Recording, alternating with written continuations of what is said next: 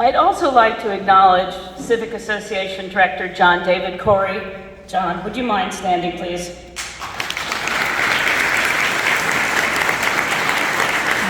I recognize him for the wonderful grassroots campaign you ran. Congratulations, John. I certainly hope you will continue to be involved with the town of Palm Beach. I'm sure you will. I have great confidence in that. Thank you, John. I look forward to working collaboratively with each of you, in the sunshine, of course, in the coming months to address the issues facing the town. Some obvious ones, and others not so much so. The challenges we face are also being faced by other municipalities around the state. We are not alone, and I will continue to work with my fellow elected officials throughout Florida to meet these challenges. I believe that the challenges we face are opportunities to learn and grow as a community. So I'm going to do the video as we've done for the last few years. I want to thank Claudia and Philip and Sally for doing the video for me. I haven't seen it, so I always wait, so it's as much a surprise for me as it is for you all. But I have such great confidence and respect for Claudia, Philip, and Sally. So let's roll the video, please. Well, we had a town election, which is always an interesting experience, but it shows that our population is engaged in the process. Bridget won in a very tightly contested race, which is also a good thing. It means that the council got to hear from a lot of our residents about the importance of democracy and keeping the council accountable for the decisions we make. So that's all good.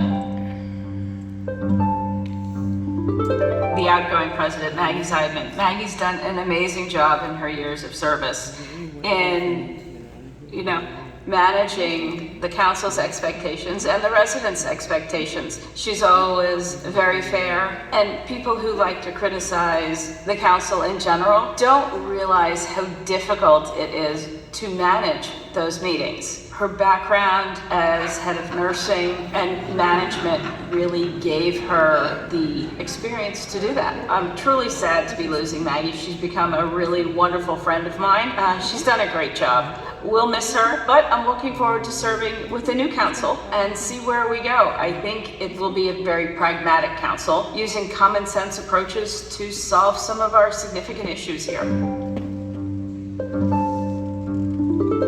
Phipps Ocean Park is a really exciting project, and I think we're going to be really lucky in the next few days. We're going to actually have the ribbon cutting, groundbreaking, to start the project. What an amazing gift that the Preservation Foundation is providing to the town. I think it's going to be exciting. Along with Phipps Ocean Park is coming the renovations of those Phipps Ocean tennis courts, which will be helpful, well needed for the residents of the South End. It's a lovely facility, but it needs a little help at the moment, and the town's going to give it to them.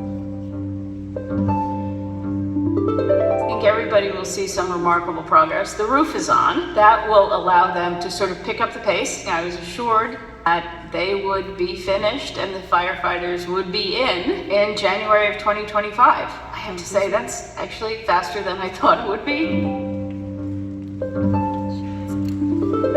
The fire department is now providing AEDs to residents through the generosity of the Police and Fire Foundation. I know some people are scared about having an AED in their house, but they will come out and train you how to use it. I think it's just such an amazing service. AEDs are proven to save lives, and that's our goal. Knowing how to do CPR. If you don't have an AED, I'd encourage our residents to find someone to teach you how to do CPR, and I know that Sean Baker and the team at Fire Rescue will absolutely help you with that. Let's talk about undergrounding. Well, it's exciting that they're actually pulling the poles in 4 North, and it's coming because we're in Midtown now. It makes the traffic feel worse than it actually is, but it's really coming along. They're looking for a completion season of 28-29. The good news is that the marina is doing so incredibly well that the extra revenue from the marina is going to cover some of the overages on undergrounding. The council made it very clear to staff that we would not go back to the residents to ask for more money. We won't do that. It's a promise we made to them, and we're happy with that promise. We will find other ways to pay for the rest of the project.